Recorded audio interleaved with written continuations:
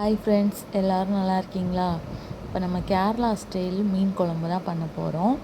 அதுக்கு அடுப்பு பற்ற வச்சு சட்டி காய வச்சு நல்லெண்ணெய் ஊற்றிருக்கேன். நல்லெண்ணெய் ஊற்றி கடுகு, வெந்தயம், கருவேப்பிலை போட்டு தாளிச்சிட்டு ஒரு கை நிறையா சின்ன வெங்காயம் போட்டு 4 பச்சை மிளகாய் போட்டு வதக்கிட்டு 2 பெரிய சைஸ் தக்காளி போட்டு அதையும் நல்லா வதக்கிக்கிறேன். தேவையான உப்பு போட்டு வதக்கிக்கிறேன். கொஞ்சம் சீக்கிரமாக வதங்கும். நல்லா வதங்கினதுக்கப்புறம் வெங்காயமும் தக்காளியும் நல்லா வதங்கி மையாகணும். நல்லா வதங்கிருச்சு.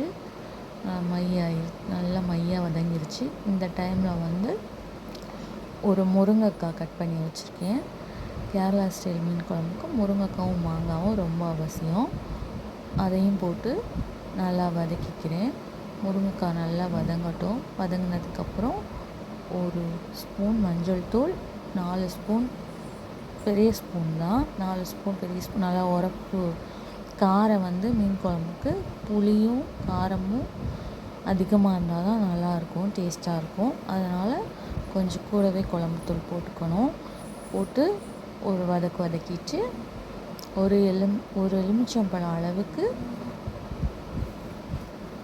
புளி ஊற வச்சு கரைச்சி ஆல்ரெடி எடுத்து வச்சுருந்தேன். அதையும் ஊற்றி மிக்ஸ் பண்ணிட்டு தேவையான அளவு தண்ணி ஊற்றி அதை கொதிக்க வச்சு தக்காளி, வெங்காயம், முருங்கைக்காய் எல்லாமே நல்லா வேகணும்.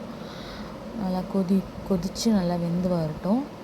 மூடி போட்டு மூடி வச்சிடணும். மூடி வச்சு நல்லா வெந்து வந்ததுக்கப்புறம் இந்த டைமில் ஒரு சின்ன சைஸ் மாங்காய் நறுக்கி வச்சுருந்தேன், அதையும் போட்டுக்கிறேன். மாங்காவும் மீனும் சீக்கிரமாகவே வெந்துடும். அதனால் குழம்பு கொதித்து நல்லா ரெடி ஆகிற டைமில் தான் மீனையும் போடணும். சட்டுன்னு வெந்துடும்.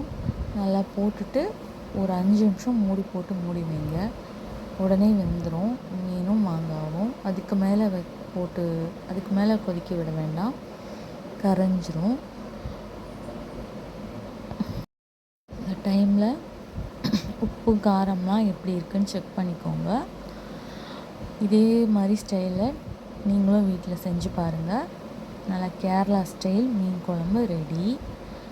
வீட்டில் இதே மாதிரி செஞ்சு பாருங்கள். எப்படி இருக்குன்னு கமெண்ட் பண்ணுங்கள்.